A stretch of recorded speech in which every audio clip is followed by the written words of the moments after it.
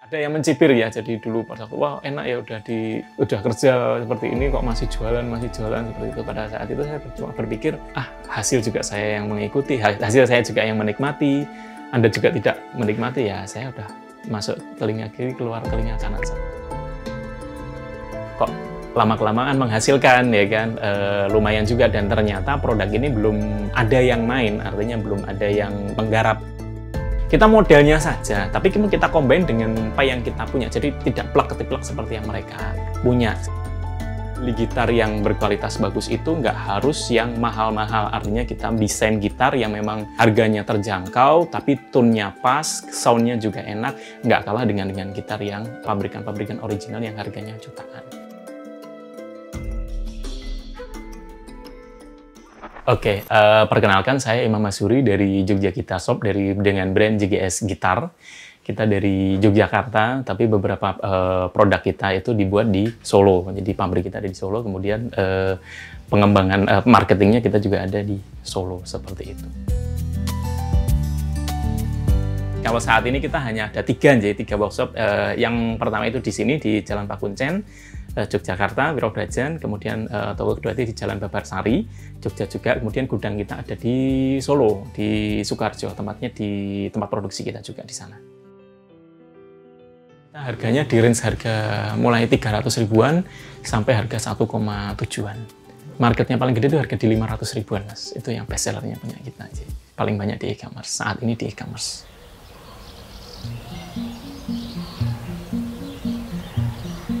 Di awal kita dulu jualan kita itu sudah tahun 2013 ya, jadi berawal dari keresahan kita. Kita kalau mau belajar gitar itu dulu kurang enak ya, karena belinya itu gitar sayur yang murah, kemudian belinya pun di toko olahraga. Nah, mulai kita hunting-hunting nih, kalau misalkan budgetnya lebih tinggi lagi, itu biasanya belinya di toko-toko gitar yang profesional ya, harganya itu udah jutaan pada saat itu. Nah, kita berpikir gimana caranya kita mengedukasi masyarakat supaya beli gitar yang berkualitas bagus itu nggak harus yang mahal-mahal, artinya kita desain gitar yang memang harganya terjangkau, tapi tone-nya pas, sound-nya juga enak, nggak kalah dengan gitar yang pabrikan-pabrikan original yang harganya jutaan. Oh, dulu saya kerjanya di salah satu BUMN ya, di Indonesia. Dari tahun 2008 sampai 2016, akhirnya saya memutuskan untuk resign dan menggeluti usaha ini, dengan mengembangkan usaha sini sampai saat ini. Dengan berjalannya waktu, kok lama-kelamaan menghasilkan ya kan, lumayan juga dan ternyata produk ini belum ada yang main, artinya belum ada yang menggarap. Nah, kita riset lagi pasarnya, kita lebih mendalam, ternyata memang pasarnya sangat besar karena pasar kita adalah anak-anak SMP, kemudian SMA yang sedang bertumbuh terus. Ketika pasar tersebut bertumbuh, kita layani mereka, otomatis kita juga akan lebih bertumbuh lagi. Kita buktikan pada saat itu riset di tahun 2013, 2014, kok semakin lama semakin naik terus, jadi trennya tidak turun-turun. Berarti memang tervalidasi selama 3 tahun ya, 2013 sampai 2016, itu memang pasarnya nggak habis-habis. Dan pada saat itu kita juga online-nya belum ngiklan, belum menggunakan influencer, itu masih dapat terus ya, baik di lokal di Jogja ataupun di seluruh Indonesia. Alhamdulillah pada saat itu masih tumbuh terus, jadi kita masih yakin oh ini masih bisa kita kembangkan gitu. Seperti itu, dengan berkembangnya waktu dari tahun 2013 kita lempar satu produk mulai dari 1 dusin, 12 pieces, kita beranjak lagi sampai 2015 kita bisa menjual sudah ratusan pieces dalam 1 bulan. Kemudian kita mulai buka offline store di Jogja pada tahun 2013 akhir, kemudian 2014 kita berkembang lagi sampai kita punya beberapa store. Kita tidak pernah sih, kebetulan memang dari tahun 2013 kita konsepnya adalah no brand. Jadi kita tidak mau dari awalnya, kita memang tidak mau menjiplak brand-brand yang dari luar ya kan. Kita modelnya saja, tapi kita combine dengan apa yang kita punya. Jadi tidak plak-ketiplak seperti yang mereka punya, seperti itu. Apalagi sampai nempel brand merek luar ya. Jadi kita tidak sampai situ. Jadi kita mau mengedukasi masyarakat bahwasanya tidak harus brand-brand luar, tidak harus brand-brand yang terkenal dari luar negeri itu yang dibeli. Gitar pun lokal. ada yang bagus juga. Dari Indonesia ada yang harganya jauh lebih terjangkau. Kemudian kita mulai beradaptasi dengan sosial media. Kita mulai dari tahun 2015 aktif di Instagram sampai saat ini. Kemudian kita di Facebook juga kita main, di TikTok juga kita main, di beberapa e-commerce juga kita main. Intinya kita mengikuti perkembangan pasar. Jadi pasar itu maunya pada kemana sih? Direct langsung to WhatsApp, kita ikutin WhatsApp. Sekarang orang pada suka Shopee, kemarin kita masukin ke e-commerce Shopee, Tokopedia. Kemudian sekarang lagi tren itu di TikTok, kita juga masuk ke TikTok. Mulai dari tahun 2021 kita mematenkan, dalam artian mematenkan nge-brand produk kita dengan JGS Gitar, karena dengan seiring waktu kita banyak ditiru oleh kompetitor-kompetitor. Akhirnya kita membuat sebuah label sendiri, JGS Gitar itu.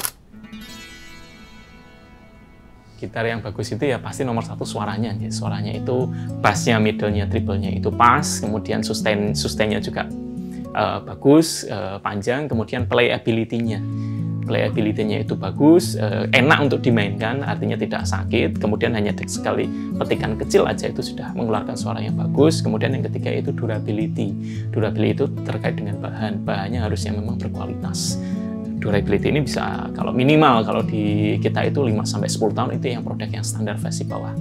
Kalau yang atas itu sudah bisa sampai 15 tahun, dan kita sudah buktikan sama selama 12 tahun.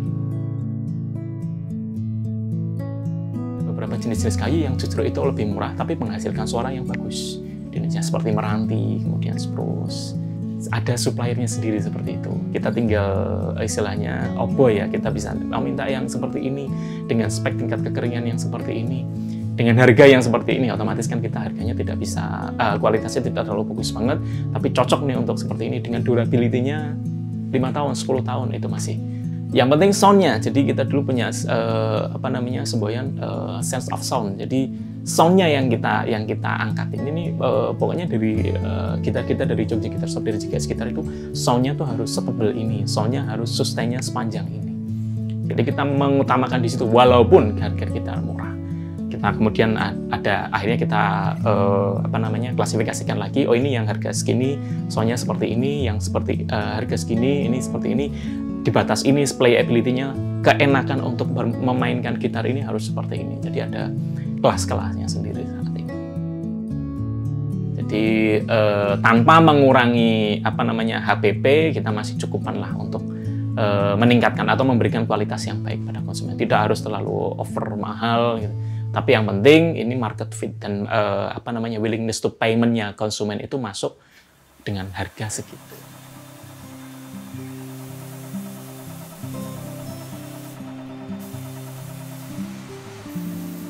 Sebulan kita pernah sampai antara 500 sampai 1000, pernah 1000 pieces. Omset kitaran 300 sampai 400-an sih. Seperti itu. Kadang naik turun ya, seperti tahun kemarin mungkin kita agak sedikit turun dibandingkan tahun 2023. Memasarkan awal-awal kita tuh dulu masih pakai kaskus Mas, jadi kayak yang ada cendol-cendolnya seperti itu. Jadi dulu kemudian berlanjut ke berniaga.com, Toko Bagus, Berbako LX. 2015 kita beranjak ke Instagram, kemudian 2017 kita main di FB Ads, 2018, kemudian di 2019 Shopee, 2023, 2024 kita main di TikTok. Jadi kita memang mau tidak mau awalnya kita memang dari online, jadi kita mengikuti jalur online-nya itu maunya market ada di mana. Kalau per bulan sih tidak sampai puluhan juta aja, tapi cukupan lah untuk sebaran informasi kita bahwasanya kita masih eksis, kita masih ada. Akhirnya ya dibudgetkan di marketplace, kemudian di Facebook, Instagram, seperti itu sih. Kadang-kadang influencer beberapa kali gitu. Pengaruhnya ke sales Mas, jadi terasa banget ketika budget iklannya kita dropkan, itu pasti bulan-bulan berikutnya itu pasti drop jumlahnya. Karena sekarang mau nggak mau kan platform pasti mau harus ngiklan sih, seperti itu. Tapi yang paling work sih memang influencer sih. Cuman kan itu tidak bisa kita kontrol, jadi trafficnya tidak bisa kontrol. Kadang-kadang tinggi, kadang-kadang juga biasa-biasa saja seperti itu.